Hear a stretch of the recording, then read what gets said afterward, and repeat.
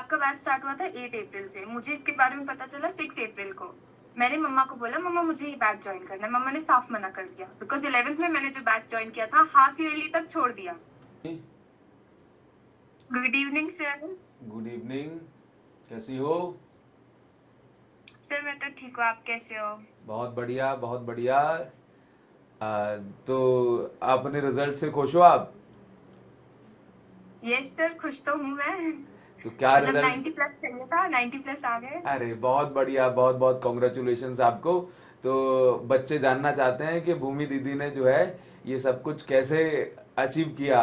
और जैसे इससे पहले मैंने अच्युत का इंटरव्यू लिया था, तो हम्म। क्योंकि आप जो है विनर्स बैच की, जिसका अभी हमने नाम बदल दिया है, वॉरियर्स बैच कर दिया है, तो आप जो है यस। हमारे बैच की आ, एक रेगुलर स्टूडेंट्स में से एक स्टूडेंट थी जिसके जो है बहुत अच्छे मार्क्स आए हैं। तो मैंने कहा भाई भूमि से बात करना चाहिए। तो भूमि आप बताइए ज़रा, कुछ बातें हैं जो बच्चे जो है जानना चाह रहे हैं कि कौन सा सेट आया था भूमि आपका एग्जाम में? तो मुझे सेट 3 आया था। अरे भाई साहब, तो अच्युत का भी सेट 3 था। तो सेट 3 तो जो है सबसे हार्ड सेट कहा जा रहा था। सर सच्ची में बहुत हार्ड था। तो एग्जाम हॉल में बैठ के मैं सोच रही थी कि क्या मैंने पूरे साल पढ़ाई की है या नहीं की। नहीं, फिर भी आपने जो उसमें बहुत अच्छा जो है मार्क्स आपके आए हैं। आपने तो टेलीग्राम पे बोला ही था मुझे कि सर 85 प्लस एक्सपेक्ट कर रही हूँ, अभी देखिए यस क्या हो सर, सकता है। काफी मेरी एक्सपेक्टेशन अच्छी खासी थी, लेकिन फिजिक्स का एग्जाम पहला था, इतना मेरे को वो डिमोटिवेट हो गया ना। मुझे लगा बस अब तो कुछ नहीं होगा, इतना हार्ड फिजिक्स का है, बाकी क्या होगा, मतलब मैथ्स भी बचा था तब तो। हाँ सही है, बट फिर भी आपने पेपर देने के बाद भी कहा था कि सर 85 प्लस एक्सपेक्ट कर रही हूँ, और हाँ। उससे 6-7 नंबर ज़्यादा आए। ये बहुत अच्छी बात है। तो इसका मतलब जब आपने पेपर देखा तो रिएक्शन तो आपका जो है, अच्छा आपने, चलो आपका रिएक्शन जैसा होगा वैसा हो गई, आपने आसपास घूम के देखा कि भाई ये आसपास वाले बच्चों का क्या हाल है? हाँ, मेरे आसपास मेरे फ्रेंड्स में ज्यादा, मतलब मेरी क्लास में सिर्फ एक और लड़की है, उसके आए हैं उसके भी 94 आए, मेरे भी 94 आए हैं। तो बस उतना ही है, अरे बाकी किसी के। बहुत बहुत बढ़िया। तो जैसे आप बाहर निकली होंगी, तो पहले तो आपको हम्म। लगा होगा ना कि कहीं मैं ही तो नहीं हूँ ऐसी जिसका पेपर बिगड़ गया फिजिक्स का। हाँ सर, एक्चुअली ऐसा, जैसे मैं बाहर निकली मुझे लगा यार सबने जैसे अपने कॉम्पिटिटर्स होते हैं, तो मुझे लगा सबका तो इतना अच्छा गया होगा, मैंने पहला ही पेपर बिगाड़ दिया, अब तो कुछ नहीं हो सकता, अब तो नंबर वैसे ही कम हो जाएंगे। ऊपर से पेरेंट्स की भी एक खुशी होती है ना, खुशी होती है कि हमारी बेटी बोर्ड्स का एग्जाम दे रही है। मुझे लगा बस हो गया यहाँ से, अब नहीं होगा कुछ, लेकिन जब सबसे बात की तो समझ आया सबकी सेम सिचुएशन है। बट फिर भी जो है काफ़ी अच्छा रहा, बहुत अच्छा किया आपने। और मतलब आप ऐसे समझो कि ऐसे कोई भी पेपर आप फ्यूचर में दोगी ना, तो हम्म। उसमें ये रहेगा कि अगर अपन को लग रहा है कि भाई पेपर मेरा जो है बहुत ही बेकार सा जा रहा है, तो ऐसा हाँ। ज़रूरी नहीं कि सिर्फ आपका ही बेकार होगा, वो पूरी हाँ क्लास ये भी तो ऐसी हो है। सकती है कि हो सकता है सबके लिए हार्ड पेपर बनाओ, जैसे नीट में हुआ था अभी।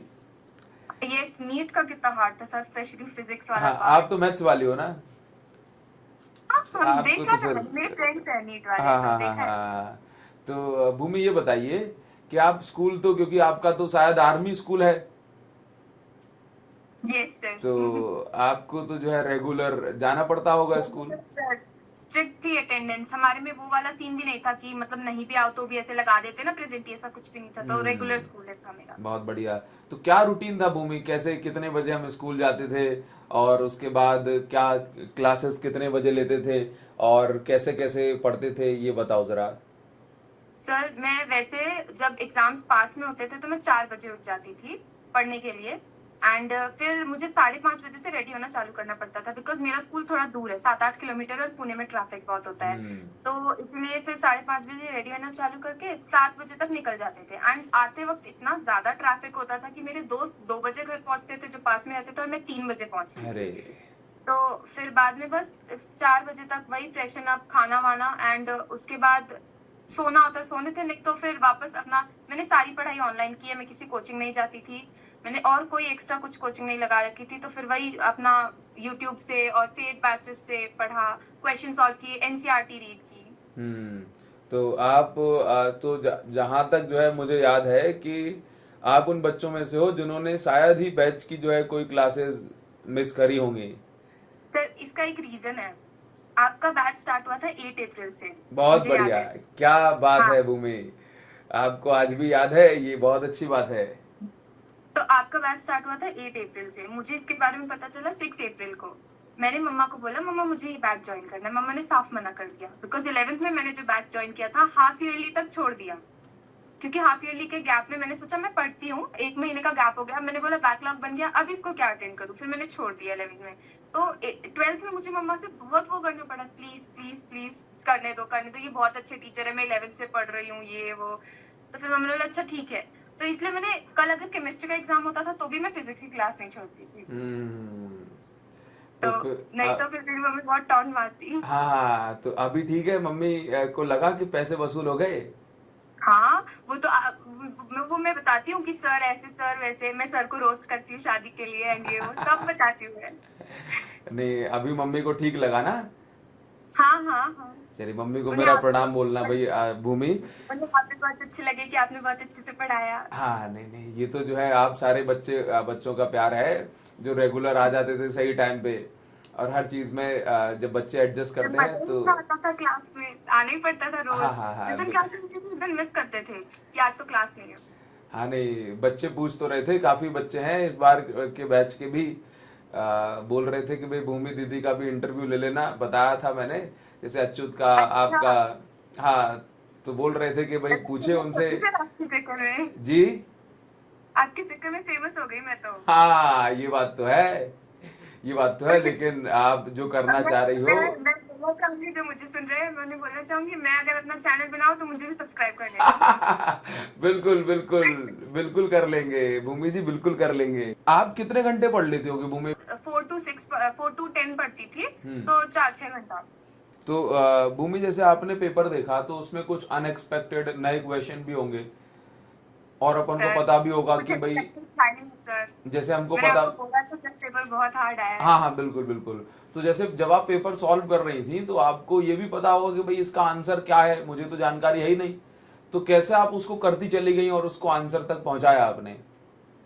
सर मैंने ना काफी बच्चों, जैसे पेपर के बाद मैंने काफी बच्चों से अपनी क्लासमेट से बात की, उन्होंने एक गलती जो सबने की थी, वो एमसीक्यूज पे बहुत देर तक अटके रहे।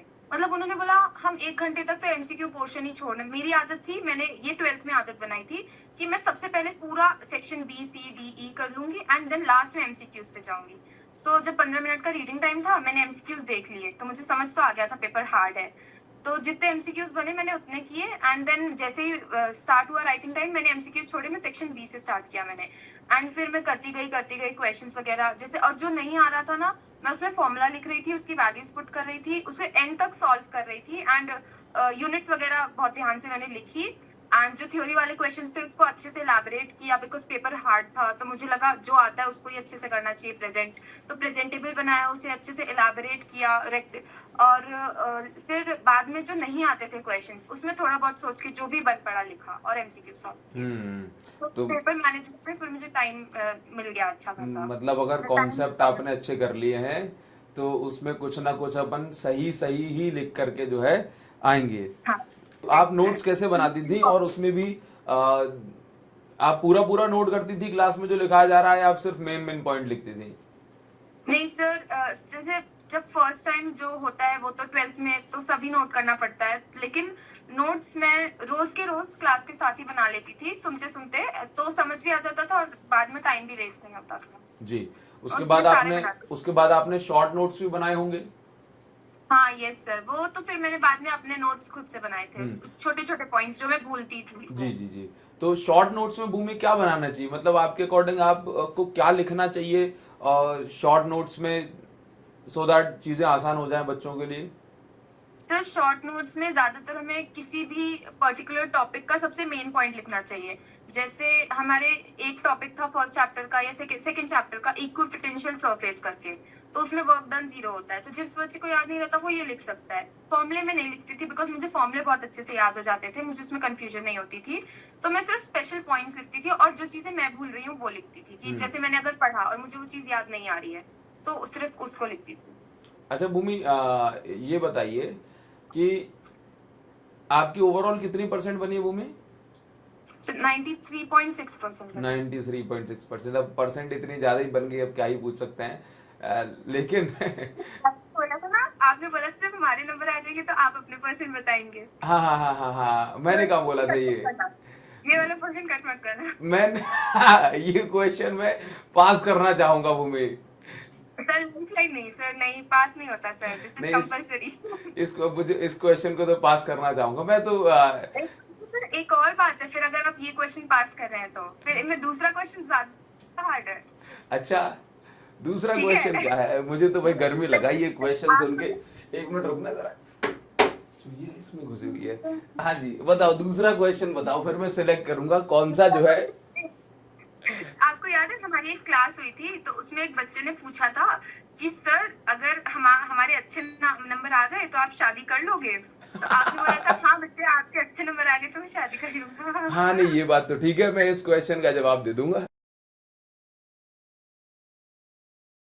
तो फिजिक्स का पेपर जैसा आया था, तो उसमें अगर आपके 80 मार्क्स भी आ रहे हैं, 80 की रेंज में, तो वो अच्छी बात है। और मतलब मुझे ऐसा लगता है, और शायद आप लोगों ने देखा भी होगा, कि अगर आपकी परसेंटेज कम बन रही है ज़्यादा बन रही है, उससे मुझे बहुत ज़्यादा फर्क नहीं पड़ता।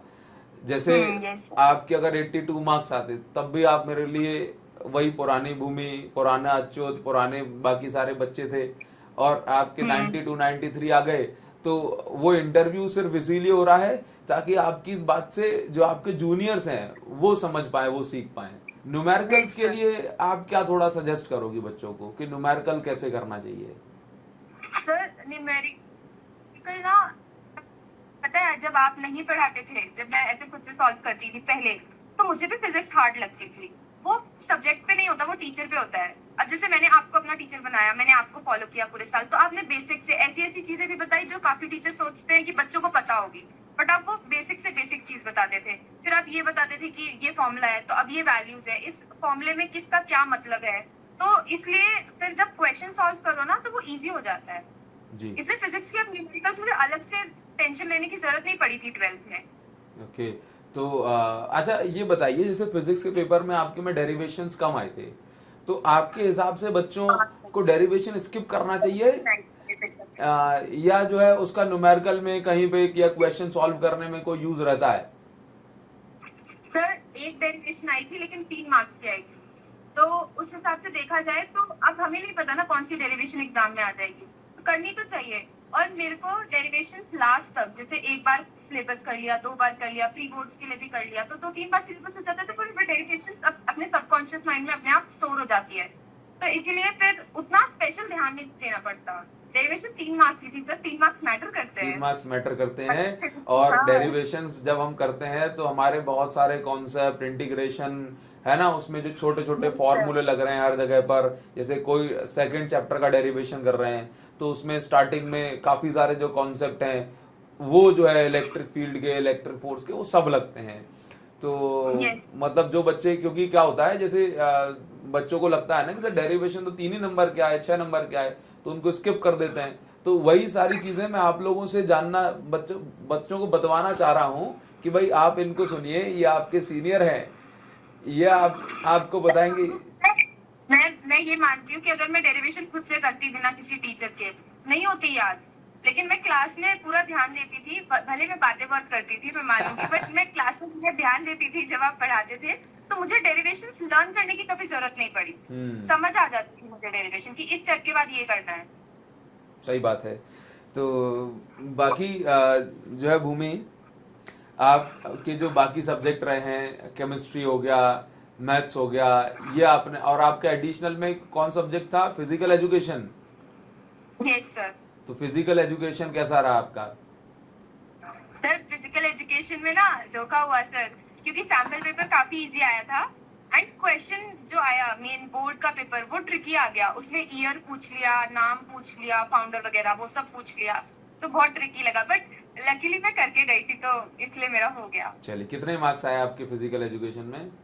97 आए सर। 90। हाँ, केमिस्ट्री और उसका कैसे कैसे आपने केमिस्ट्री पढ़ी, मैथ्स? केमिस्ट्री केमिस्ट्री आपको पता है पूरे साल मैंने वैसे भरत सर का एक बैच ले रखा था, पीवाई के वाला, but due to some reason मैं फॉलो नहीं कर पा रही थी। मैं भूल जाती थी क्लास, उनकी सैटरडे संडे होती थी 4 बजे पीवाईक्यू क्लास, और मैं भूल जाती थी हाँ जी। और मैं फिर करती नहीं थी। लेकिन एग्जाम टाइम पे मैंने सिर्फ क्वेश्चंस के लिए उनके वीडियोस देखे एंड लिटरली वही क्वेश्चंस आ गए। अरे बहुत बढ़िया। तो बहुत कुछ है। इसमें तो जो है भारत सर को क्रेडिट जाता मैं है। क्या सजेशन देना चाहोगी अपने जूनियर्स को? सजेशन तो सर, स्टार्टिंग से पढ़ोगे लास्ट तक सब इजी लगेगा, लास्ट में स्टार्ट करोगे कुछ भी समझ नहीं आएगा। और मैं एक और बात कहना चाहूंगी अपने जूनियर्स से जो सर की लाइव क्लास में आते हैं, प्लीज ज्यादा शांति ना रखें, सर को उनकी शादी के लिए फोर्स करें एंड थोड़ी मजाक मस्ती करें क्लास में, बिकॉज उसी से ना बाकी बच्चों का भी टाइम पास होता है और सब रोज क्लास में आते हैं। मैं क्लास में आई ही इसलिए थी मैं क्लास में आती ही इसलिए थी क्योंकि मुझे क्लास में रोज मजा आता था। वो 1-1.5 घंटा कैसे पता चल जाते थे, मतलब चले जाते थे पता ही नहीं चलता था। सो क्लास में मस्ती बनी रहनी चाहिए। हाँ, नहीं नहीं, बिल्कुल ये मैसेज जो है पहुंचा देंगे आपका सभी बच्चों तक। Bhumi, thank you so much. Okay जी, sir, thank you. Thank you so much.